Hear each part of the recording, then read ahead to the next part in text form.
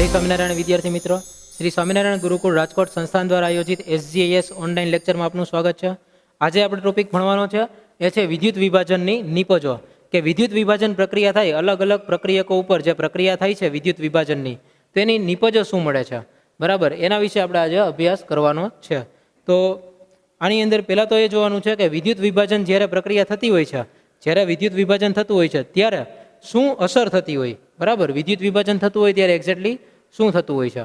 તો વિદ્યુત વિભાજનની અંદર એક તો એનોડ હોય છે અને કેથોડ હોય છે. એનોડ ઉપર કંઈક નિપજ મળશે, કેથોડ ઉપર કંઈક નિપજ મળશે, બંને ઉપર અલગ અલગ નિપજો મળી શકે. આપણે કયું દ્રાવણ રાખેલું છે એના ઉપર આધાર રાખશે. એમાં એવી રીતે થતું હોય કે કોઈ એક ઘટકનું ઓક્સિડેશન થાય અને કોઈ એક ઘટકનું રિડક્શન થાય. આવી રીતે થાય છે. એટલે ઓક્સિડેશન કરતા તરીકે કોણ વર્તે, રિડક્શન કરતા તરીકે કોણ વર્તે, એની પણ વાત ત્યાં કરવાની આવે છે, બરાબર. તો એ કોનું ઓક્સિડેશન થાય અને કોનું રિડક્શન થાય એ કોણ ડિપેન્ડ કરે, તો એ છે એના જે તે પદાર્થના વિદ્યુત ધ્રુવ પોટેન્શિયલ ઉપર આધાર રાખે. એનો જે રિડક્શન પોટેન્શિયલ છે એના ઉપર ડિપેન્ડ કરે છે કે કોનું ઓક્સિડેશન થશે, કોનું રિડક્શન થશે. રિડક્શન કરતાં ઓક્સિડેશન કરતાં કઈ વસ્તુ હશે, કયો ઘટક છે એનો ઓક્સિડેશન પામશે, કયો રિડક્શન પામશે, બરાબર. અને અમુક પ્રક્રિયાઓ, આ ખૂબ ઇમ્પોર્ટન્ટ પોઈન્ટ સાંભળજો, અમુક પ્રક્રિયાઓ છે એ એવી છે કે જે શક્ય હોય, બરાબર, જે થઈ શકે એવી હોય, છતાં પણ તે ઘણી વખત બહુ ધીમી થતી હોય છે અથવા તો સાવ થતી જ નથી હોતી. જો નીચા વોલ્ટેજ આપણે આપ્યા હોય ને બહારથી, વિદ્યુત વિભાજન એટલે આપણે બહારથી વોલ્ટેજ આપવા પડશે. તેવા માટે આપણે વોલ્ટેજ આપેલા હોય તો એના માટે એ પ્રક્રિયા કાં તો ધીમી થતી હોય છે અથવા તો એ પ્રક્રિયા થતી જ નથી હોતી. જો ન થતી હોય કે પછી ધીમી થતી હોય તો આવા ટાઈમે શું કરી શકાય, તો એના માટે આપણે વધારાનો એક પોટેન્શિયલ, વધારે એક ધક્કો મારવો પડે, વધારાનો પોટેન્શિયલ આપવો પડે, જેને આપણે એક ઓવર પોટેન્શિયલ તરીકે ડિફાઇન કરી શકીએ કે ભાઈ પ્રક્રિયા કરવા માટે આપણે એને વધારાનો પોટેન્શિયલ આપવો પડે છે. તો ઓવર પોટેન્શિયલ આપવો પડે છે, તો ઓવર પોટેન્શિયલ લગાડવો પડે. તો આવી પ્રક્રિયા છે એ ઘણી બધી મુશ્કેલીવાળી હોય છે, બરાબર. હવે આપણે એક અમુક ઉદાહરણો જોઈ કે વિદ્યુત વિભાજનથી નિપજો કઈ કઈ મળે અને કેવી રીતે મળી શકે. એના માટેના આપણે અમુક ઉદાહરણો અત્યારે ભણીએ છીએ. તો પહેલું ઉદાહરણ છે પિગલિત ઇનેસિયલ વિદ્યુત વિભાજનની નિપજો. એમાં પહેલું જ ઉદાહરણ લઈ છે પિગલિત NaCl. જો સમજવા જેવું છે આ બધી જ પ્રક્રિયાઓ, NaCl, પિગલિત NaCl એટલે એની અંદર ફક્ત Na+ અને Cl- જે પિગલિત સ્વરૂપમાં હશે. પિગલિત સ્વરૂપ એટલે કે જેની અંદર ખાલી એને પીગાળેલું હોય, એટલે કે એની અંદર ક્યાંય દ્રાવ્ય કરેલું નહીં હોય, લિક્વિડ સ્વરૂપમાં NaCl હશે.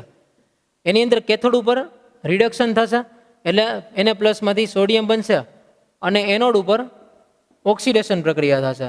Cl- એ 1/2 Cl2 બનાવશે અને એક એનો ઇલેક્ટ્રોન ગુમાવશે. આ સોલિડ બનશે અને આ Cl2 છે એ ગેસ બનશે. તો આ કેથોડ અને એનોડ ઉપર આ રીતે પ્રક્રિયા થશે કે ભાઈ કેથોડ ઉપર Na+ નું રિડક્શન થાય અને એનોડ ઉપર છે એ Cl- નું ઓક્સિડેશન થઈને ક્લોરીન વાયુ બને છે. આની અંદર પિગલિત NaCl હતું એટલે આને આપણે કહી શકીએ કે પ્રવાહી સ્વરૂપમાં NaCl, પ્રવાહી સ્વરૂપમાં NaCl હતું, બરાબર છે. જે NaCl હોય એને એકદમ ગરમ કરી એને પ્રવાહી બનાવી નાખ્યું અને પછી આ પ્રક્રિયા કરેલી છે એટલે એને પિગલિત કહેવાય. આ પીગાળેલ છે, ઓગાળેલ નથી. ઓગાળવું એટલે કોઈ પણ એક દ્રાવકની અંદર ઓગાળવું, બરાબર. પાણીની અંદર NaCl મિક્સ કરીએ તો એને ઓગાળેલ કહેવાય. અહીંયા પિગલિત સ્વરૂપ છે એટલે એને ફક્ત પ્રવાહી સ્વરૂપમાં રૂપાંતર કરેલું છે, બરાબર. પહેલું હતું પિગલિત NaCl. બીજું છે જલીય NaCl.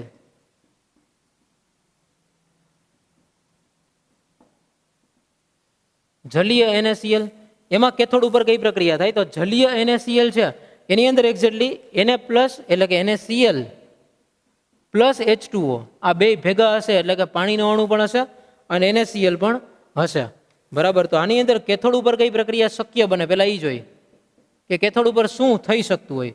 તો કેથોડ ઉપર એક પ્રક્રિયા તો એવી થઈ કે Na+ ઇલેક્ટ્રોન, તેમાંથી સોડિયમ સોલિડ આ રીતે થઈ શકતી હોય. અને બીજી પ્રક્રિયા જે કેથોડ ઉપર શક્ય છે એ છે H+ ઇલેક્ટ્રોન, એમાંથી બને 1/2 H2. પણ આપણે આને H+ તરીકે નહીં ઓળખીએ, આપણે એને H2O માંથી બનતું એટલે આખી પ્રક્રિયા લખીએ H2O માંથી. H2O+ ઇલેક્ટ્રોન તો બને અહીંયા 1/2 H2 OH-. અને આ રીતે પણ લખી શકાય અથવા બીજી રીત આ છે લખવાની H2O વાળી, બરાબર. જે બીજી પ્રક્રિયા લખી એની અંદર બે રીતે લખી શકાય. પહેલી પ્રક્રિયા તો ફિક્સ છે, કેથોડ ઉપરની શક્યતા Na+ માંથી સોડિયમ બને બીજી શક્યતા H+ માંથી H2 અથવા H2O માંથી H2 બને, આ બીજી શક્યતા છે. બરાબર, તો બંને શક્યતાઓ માટે આપણે જોઈએ છીએ કે એના ઈ સેલ કેટલા હોય છે, કે એના જે કોષ અચળાંક છે, કોષ અચળાંક તો ન કહેવાય પણ એના પોટેન્શિયલ, કોષ પોટેન્શિયલ છે એ કેટલા છે, -2.71 વોલ્ટ છે. અને બીજી પ્રક્રિયા માટેનો છે હાઇડ્રોજન માટે ઈ નોટ સેલ છે એ 0 વોલ્ટ છે. તો આમાં ધ્યાન રાખવાનું કે જે કેથોડ ઉપર એવી જ પ્રક્રિયા થઈ શકે, ધ્યાન રાખવા જેવી વાત અને યાદ રાખવા જેવી વાત, કેથોડ ઉપર એવી જ પ્રક્રિયા થઈ શકે કે જેમાં ઈ નોટ સેલનું મૂલ્ય વધુ હોય,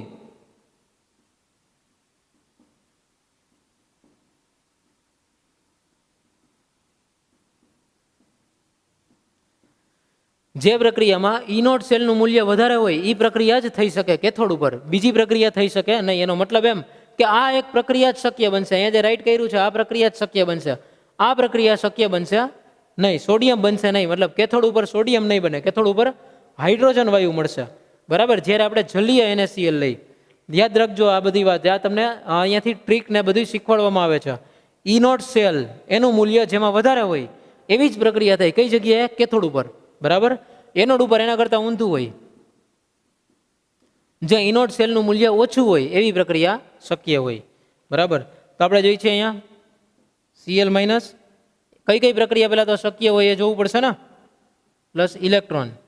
અને બીજી પ્રક્રિયા છે H2O, આ 2 મોલ H2O છે એમાંથી O2 બન્યું, પ્લસ 4H+ છૂટા પડ્યા, પ્લસ 4 ઇલેક્ટ્રોન છૂટા પડ્યા.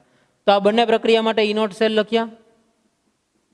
ઇનોટ સેલ છે પહેલી પ્રક્રિયા માટે, ક્લોરીન માટે 1.36 વોલ્ટ, અને ઓક્સિજન માટે ઇનોટ સેલ છે એ છે 1.23 વોલ્ટ. બહુ વધારે ફરક છે ને 1.36 અને 1.23માં. બરાબર, તો આમાં એનોડ માટે એવું હોય છે, આ કેથોડ માટેની ટ્રીક હતી. એનોડ માટેની ટ્રીક એવી છે કે જ્યાં ઇનોટ સેલનું મૂલ્ય ઓછું હોય તેવી જ પ્રક્રિયા થાય. હવે જ્યાં ઇનોટ સેલનું મૂલ્ય ઓછું હોય એવી પ્રક્રિયા થાય, તો ઇનોટ સેલનું મૂલ્ય ઓછું શેમાં છે, તો કે ઓક્સિજનવાળી પ્રક્રિયામાં થાય, એટલે આ પ્રક્રિયા થાય છે. બરાબર, પરંતુ આની અંદર આ એક કેસની અંદર ઓક્સિજનનો ઓવર પોટેન્શિયલ છે, એટલે કે એ પ્રક્રિયા ખૂબ જ ધીમી છે. આ ઓક્સિજનની જે પ્રક્રિયા છે એ પ્રક્રિયા ખૂબ જ ધીમી છે, એટલે એને ઓવર પોટેન્શિયલની જરૂર પડે. અને ઓવર પોટેન્શિયલની જરૂર પડે એટલે એનો અહીંયા જે ઇનોટ સેલ છે એ વધી જતો હોય તો જ એ ઓવર પોટેન્શિયલની જરૂર પડતી હોય. તો એના બદલે હવે અહીંયા ક્લોરીન વાયુવાળી પ્રક્રિયા થશે. આપણે જોઈએ છીએ O2 વાળી પ્રક્રિયા થવી જોઈએ, પરંતુ ઓક્સિજનનો ઓવર પોટેન્શિયલ હોવાના કારણે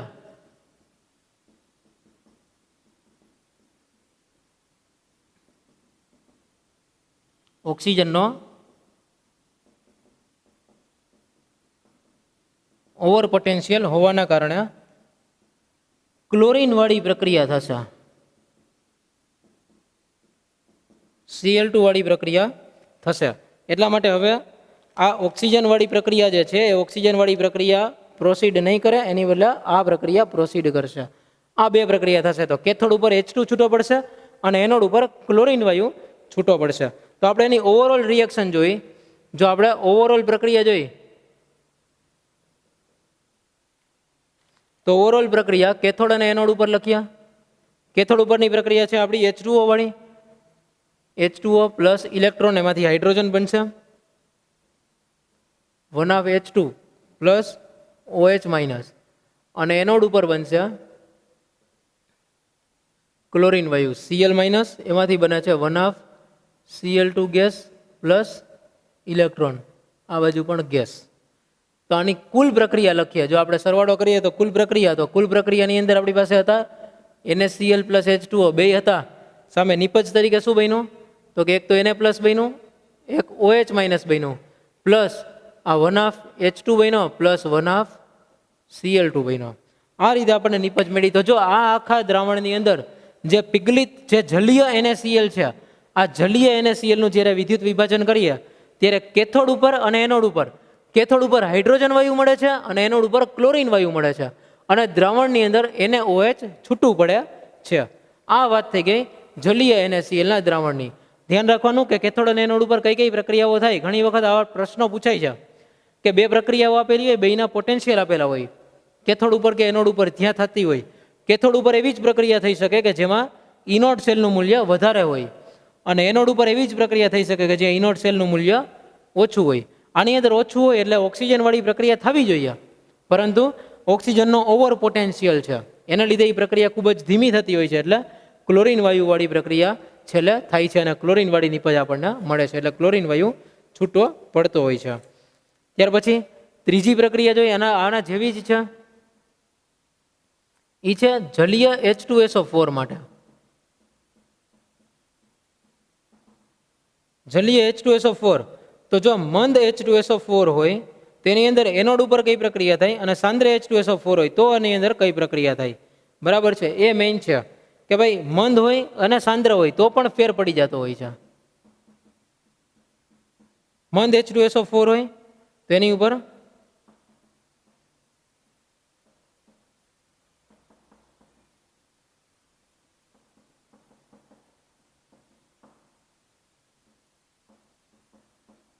આ એનોડ ઉપર થતી પ્રક્રિયા છે. આ છે એનો ઇનોડ સેલ 1.23 વોલ્ટ.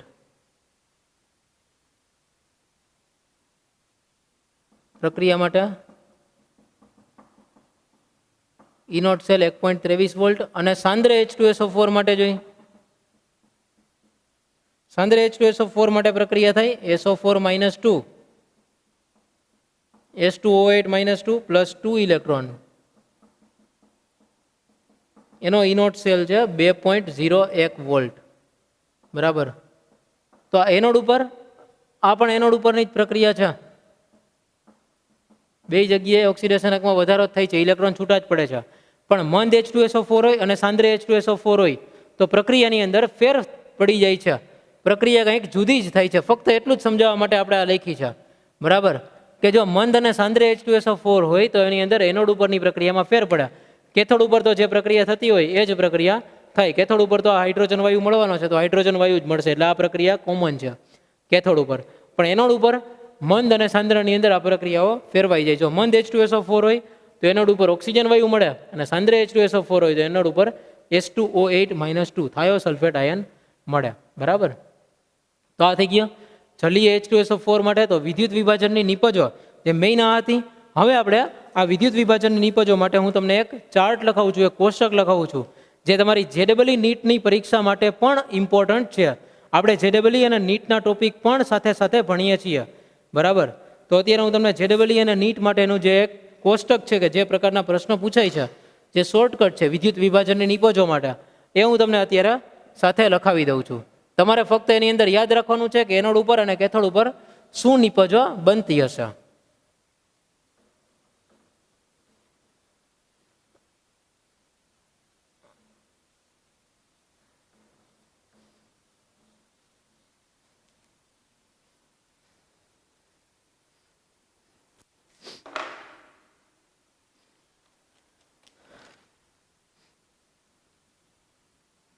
આ બાજુ છે એનોડ, કઈ નિપજ મળશે એનોડ ઉપર, અને જમણી બાજુ લખીએ કેથોડ ઉપર કઈ નિપજ મળશે.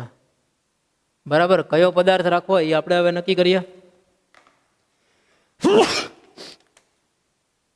પેલું છે પિગલિત NaCl.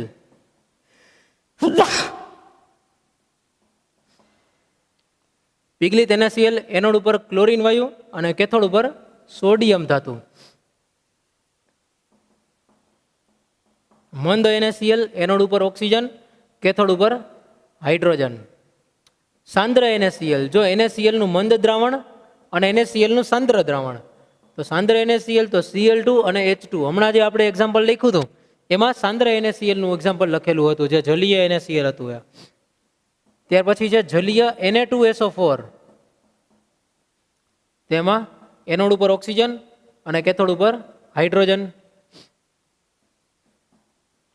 જલીય CuSO4, કોપરના વિદ્યુત ધ્રુવો વાપરેલા હોય. વિદ્યુત ધ્રુવો જે છે એ કોપરના જ વાપરેલા હોય. તો જલીય CuSO4 હોય તો એનોડ ઉપર Cu+2 આયન મળ્યા અને કેથોડ ઉપર શુદ્ધ કોપર મળ્યા. અને પછી જલીય CuSO4 જો નિષ્ક્રિય વિદ્યુત ધ્રુવો વાપરીને કરેલું હોય, કોપરના વિદ્યુત ધ્રુવો નહીં પણ નિષ્ક્રિય વિદ્યુત ધ્રુવો વાપરીને જલીય CuSO4 નું વિદ્યુત વિભાજન કરેલું હોય તો એનોડ ઉપર ઓક્સિજન અને કોપર ઉપર કેથોડ ઉપર કોપર ધાતુ મળશે. Al2O3 હોય તો એનોડ ઉપર ઓક્સિજન અને કાર્બન ડાયોક્સાઇડ અને કેથોડ ઉપર એલ્યુમિનિયમ. નિર્જળ HF માં KHF2 આ દ્રાવણ બનાવેલું હોય તો એની અંદર એનોડ ઉપર ફ્લોરિન અને કેથોડ ઉપર હાઇડ્રોજન મળશે. આ સિવાય જલીય H2SO4 બરાબર અને મંદ H2SO4 અને સાંદ્ર H2SO4. મંદ H2SO4 એના માટે એનોડ ઉપર મળશે ઓક્સિજન અને કેથોડ ઉપર મળશે હાઇડ્રોજન. અને સાંદ્ર H2SO4 એના માટે એનોડ ઉપર મળશે H2O8 -2 આયન અને કેથોડ ઉપર તો હાઇડ્રોજન જ મળશે. તો જો જે મંદ દ્રાવણ છે જેમ કે મંદ NaCl છે, જલીય Na2SO4 છે, મંદ H2SO4 છે, આ એક્ઝેક્ટલી જોવો ને તો પાણીનું વિદ્યુત વિભાજન છે કે એનોડ ઉપર ઓક્સિજન અને કેથોડ ઉપર હાઇડ્રોજન મળે છે. આમ જોઈ તો પાણીનું જ વિદ્યુત વિભાજન બતાવે છે. તો આ ટોપિકની અંદર આપણે વિદ્યુત વિભાજનથી કઈ કઈ પ્રકારની નિપજો મળે એના વિશે માહિતી મેળવી. કેવી નિપજો મળે એના માટે જે કોષ્ટક લખ્યું છે JEE અને નીટની એક્ઝામ માટે ખૂબ જ ઇમ્પોર્ટન્ટ કોષ્ટક છે. આ મેં તમને અત્યારે લખાયું છે.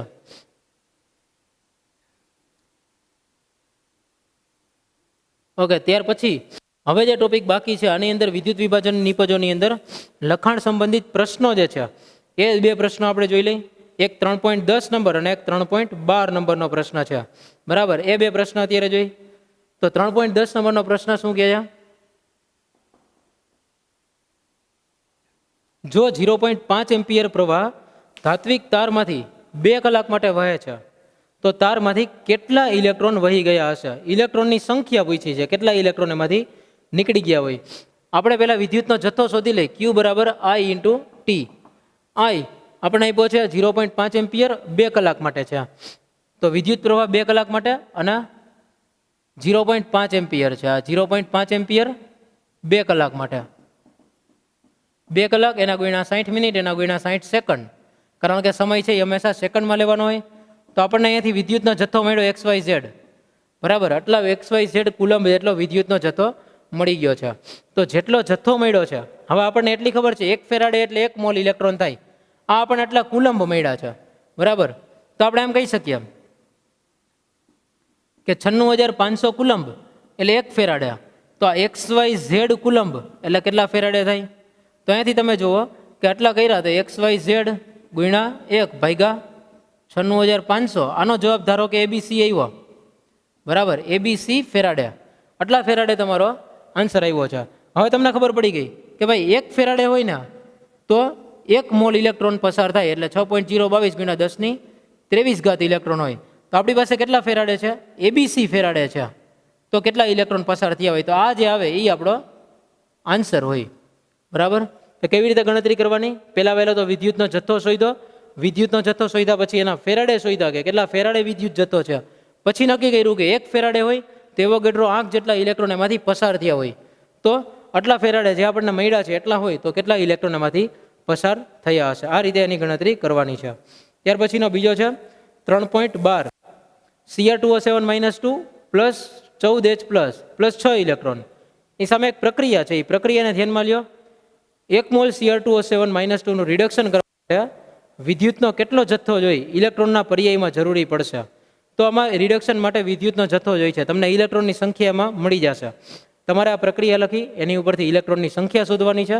ઇલેક્ટ્રોનની સંખ્યા મળી ગઈ એટલે તમને એની કેટલા ફેરાડે છે 1 મોલ માટે થઈને કેટલા ફેરાડેની જરૂર પડે છે એ તમને ખબર પડી જશે. 1 મોલ માટે 2 ફેરાડે 3 ફેરાડે કે 6 ફેરાડે એ ખબર પડી જશે. અને એની સાથે તમે ઇલેક્ટ્રોનની સંખ્યાને એટલે મોલની સંખ્યાને ગુણી શકો એટલે એલા ઇલેક્ટ્રોનની જરૂર પડતી હોય છે. તો એ પણ એની જેમ જ ગણતરી કરવાની છે. આજના લેક્ચરમાં આપણે વિદ્યુત વિભાજનની નિપજો ભણ્યા. નવી જે JEE અને નીટ રિલેટેડ જે ટોપિક હતા એ પણ ભણ્યા અને સાથે સાથે લખાણ સંબંધિત પ્રશ્નો પણ કમ્પ્લીટ કર્યા. નેક્સ્ટ લેક્ચરમાં છેલ્લો ટોપિક જે આપણે ચેપ્ટરનો બાકી છે એ છે બેટરીઝ અને પછી બધા પ્રકારના કોષ. એના વિશે માહિતી મેળવવાની શરૂ કરશો. આજનો લેક્ચર સુધી રાખીએ. Thank you. જય સ્વામિનારાયણ.